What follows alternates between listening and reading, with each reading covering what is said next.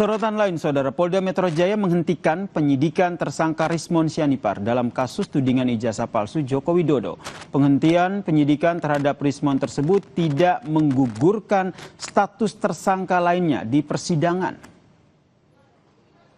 Polisi sudah menerbitkan surat perintah penghentian penyidikan atau SP3 usai Rismon Sianipar berdamai dengan Jokowi.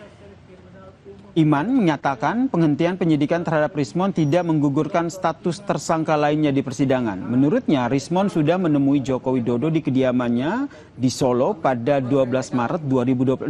Dalam pertemuan tersebut, Saudara, Jokowi telah memaafkan Rismon yang sudah menuduh ijazahnya palsu. Hari lalu berarti. Ya? Oke ya. Oke, rekan.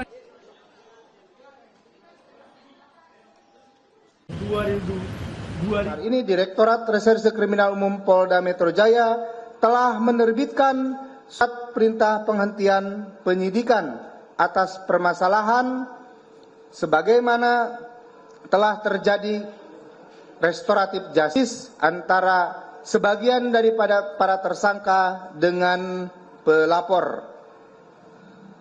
Terhadap tersangka yang menempuh cara pembuktian dalam persidangan di pengadilan sehingga proses hukumnya tetap berlanjut. Pada hari Kamis tanggal 12 Maret 2026 di kediaman Insinyur Haji Joko Widodo telah terjadi pertemuan antara RHS dengan Insinyur Haji Joko Widodo. Dalam pertemuan tersebut RHS meminta maaf secara langsung kepada Insinyur Haji Joko Widodo karena telah menuduh ijazah sarjana Insinyur Haji Joko Widodo tersebut palsu dan skripsi berikut lembar pengesahannya. Selanjutnya, Insinyur Haji Joko Widodo menerima permintaan maaf tersebut.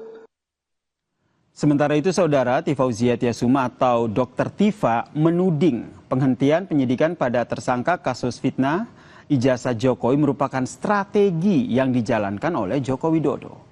Hal tersebut disampaikan Tifa sebagai respons atas penerbitan surat perintah penghentian penyidikan atau SP3 Rismon Sianipar. Menurut Tifa, Jokowi melakukan berbagai upaya agar seluruh tersangka kasus fitnah ijazah Jokowi mengajukan restoratif justice. Hal tersebut disampaikan Tifa dalam konferensi pers pada Jumat sore di Jakarta.